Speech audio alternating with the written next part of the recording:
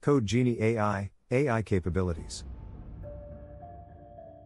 The term artificial intelligence encompasses a lot.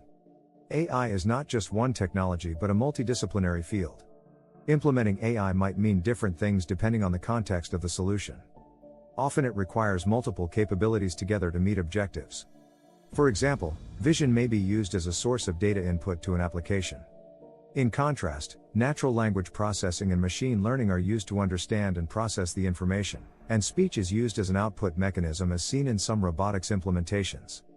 The key AI capabilities are natural language processing, NLP, expert systems, vision, speech, planning, robotics. Many of these capabilities draw from multiple disciplines of knowledge. Some experts consider cognitive computing an AI capability, but opinions vary in this regard. Below is an explanation of these AI capabilities. Please click the subscribe button below if you enjoyed this video. Visit us at code-genie.ai.